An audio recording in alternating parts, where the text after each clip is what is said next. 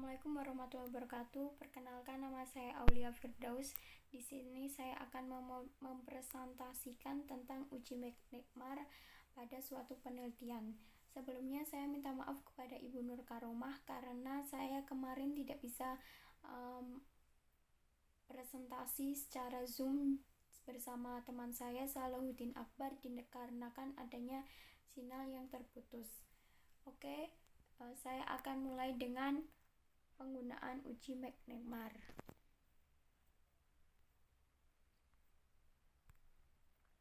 Penggunaan uji McNemar. Uji McNemar merupakan salah satu bentuk uji hipotesis untuk statistik non-parametrik, di mana uji ini digunakan untuk menguji hipotesis komparatif dua sampel yang berpasangan. Jadi yang paling pokok adalah dua sampel berpasangan untuk mengetahui apakah ada perubahan atau perbedaan setelah adanya treatment. Kemudian, uji ini bisa digunakan dalam jumlah sampel yang besar. Kemudian, bentuk data pada uji ini itu harus skalanya nominal. Biasanya itu dikategorikan dengan angka. Contohnya, misalkan laki-laki dan perempuan. Bisa dikategorikan angka 1 sebagai laki-laki dan angka 2 untuk perempuan. Kemudian, desain penelitiannya terutama itu untuk rancangan-rancangan sebelum dan sudah. Tidak semuanya, tetapi kebanyakan bisa digunakan untuk rancangan-rancangan sebelum dan sesudah atau one group only before and after design. Yang paling pokok adalah pada tabel ini adanya tabel penolong di mana sel A dan D ini merupakan jumlah seluruh subjek yang berubah. Nantinya ada jumlah sebelum dan sesudah adanya perubahan dari adanya treatment atau perlakuan terhadap kedua subjek yang diteliti. Prosedur pengujian McNemar. Yang pertama, kalian harus buat tabel silang 2x2 di mana tabel ini berisi huruf A, B, C, D, ada treatment sebelum dan sesudah perlakuan. Setelah itu, tentukan frekuensi harapan atau E dari sel A dan D, di mana frekuensi harapan itu dapat dicari menggunakan rumus setengah kali A ditambah D, dan frekuensi harapan itu harus berjumlah lebih dari sama dengan 5. Yang ketiga, hitung harga C kuadrat menggunakan rumus C kuadrat sama dengan mutlak A dikurangi D dikurangi 1 dikuadratkan dibagi A ditambah D. Kemudian gunakan tabel C. Kemudian tentukan probabilitas P yang dikaitkan dengan terjadinya suatu harga sebesar C kuadrat untuk harga DF sama dengan 1. Jika probabilitas yang diamati ternyata kurang dari alfa, maka keputusannya adalah H0 ditolak.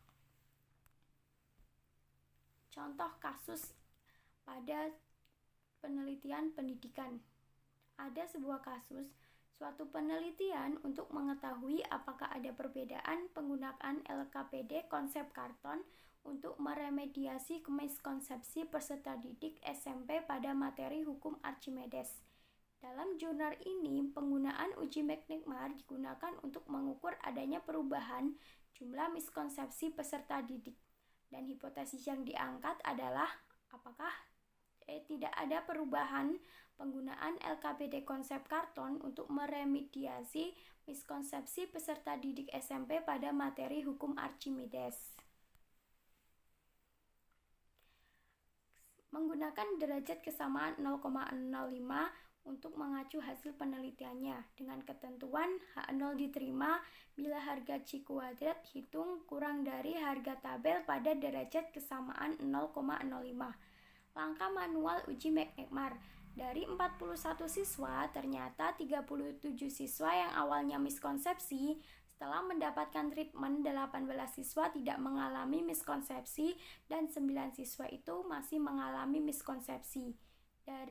Dan dari 4 siswa yang awalnya tidak mengalami miskonsepsi setelah treatment, 1 siswa mengalami miskonsepsi dan 3 siswa tidak mengalami miskonsepsi. Data ini bisa disajikan dalam bentuk tabel di mana sebelum diberikan perlakuan jumlah miskonsepsi ada 37. Ternyata setelah diberikan perlakuan, yang tidak miskonsepsi 18 dan yang masih miskonsepsi adalah 19. Sebelum adanya perlakuan, jumlah tidak miskonsepsi adalah 4, tetapi setelah diberikan perlakuan, yang tidak miskonsepsi adalah 3 dan yang masih mengalami miskonsepsi adalah 1 siswa. Setelah itu, kita lihat bahwa frekuensi harapannya, karena A itu 18 dan D itu 1, dicari frekuensi harapan E, di mana E sama dengan setengah A ditambah D, maka jumlahnya adalah lebih dari sama dengan 5, di mana perhitungan C kuadrat ini bisa dilakukan. Rumus dari C kuadrat adalah mutlak A dikurangi D dikurangi 1, kemudian dikuadratkan dibagi A ditambah D, kita masukkan nilai A karena nilai A itu perubahannya 18 dan nilai D adalah 1, kita masukkan sehingga diperoleh C kuadrat sama dengan 13,47. Keputusan pengujian. Dalam penelitian, harga C kuadrat adalah 13,47, di mana nilai derajat kebebasan dapat dihitung dengan rumus DF sama dengan R dikurangi 1 dikalikan C dikurangi 1, di mana R ini jumlah baris dan C adalah jumlah kolom. Karena pada tabel adalah 2 kali 2, maka jumlah barisnya 2 dan jumlah kolomnya 2, R-nya 2 dan C-nya 2, sehingga DF diperoleh sama dengan 1. Berdasarkan tabel square dengan DF sama dengan 1 dan alfanya itu 0,05 dan C kuadrat DF alfa itu sama dengan 3,841, maka C kuadrat itu hasilnya lebih dari X kuadrat, maka H0 itu ditolak. Interpretasi hasil. Hasil perhitungan secara manual bahwa C kuadrat sama dengan 13,47 dibandingkan dengan tabel C square DF sama dengan 1 dan alfa sama dengan 0,5, di mana C kuadrat DF alfa itu hasilnya 3,841. Maka C square lebih dari C kuadrat DF alfa, sehingga dapat dikatakan bahwa pada indikator 1 terdapat perubahan penggunaan LKPD konsep Cartan untuk meremediasi miskonsepsi peserta didik pada hukum Archimedes. Selanjutnya, langkah perhitungan SPSS akan saya jelaskan langsung dengan aplikasi SPSS. Kali ini saya akan menjelaskan uji McNemark menggunakan aplikasi SPSS. Yang pertama, kita masuk ke layar SPSS, pilih data view, di mana kita akan memasukkan nilai dari miskonsepsi dan non-miskonsepsi siswa dari hasil penelitian.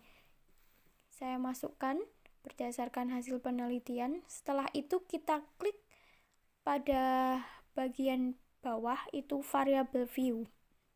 Setelah itu kita isikan name. Name yang pertama kita isikan sebelum, karena yang pertama sebelum adanya perlakuan. Setelah itu kita isikan desimalnya, itu kita isikan 0. Kemudian values kita isikan dengan value 1.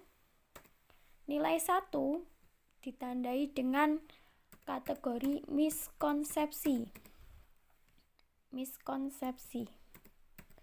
Kita add, kemudian kategori 2 atau nilai 2 itu labelnya non-miskonsepsi.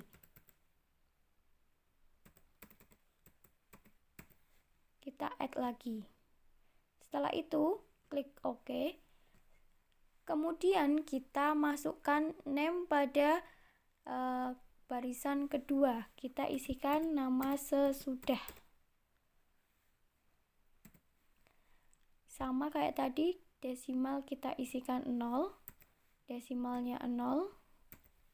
Kemudian kita isikan di kolom values, value.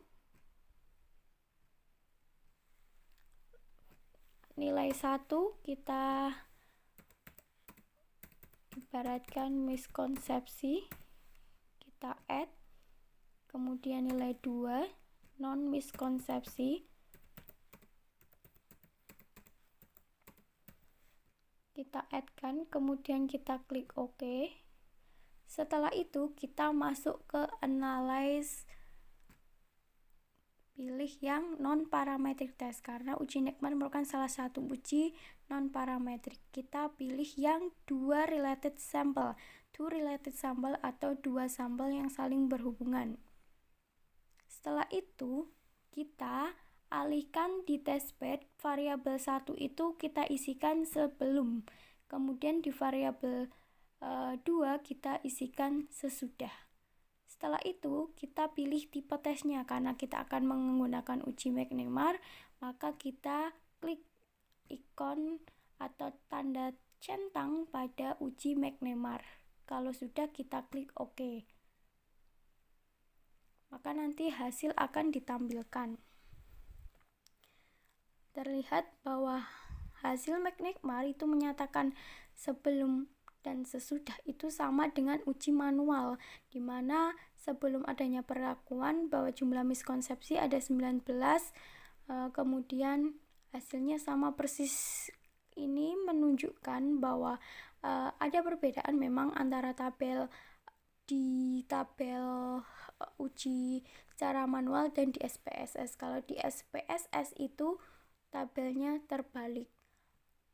Dari jumlah sampel 41, bahwa hasil dari dua relasi sampel ini dengan hasil tes statistik menyatakan 0,00, di mana hasil ini menyatakan bahwa kedua atau adanya perbedaan H0 ditolak, adanya perbedaan atau perubahan, adanya remediasi pada LKPD konsep terhadap hasil dari miskonsepsi dan non-miskonsepsi siswa. Sekian dari saya. Wassalamualaikum warahmatullahi wabarakatuh.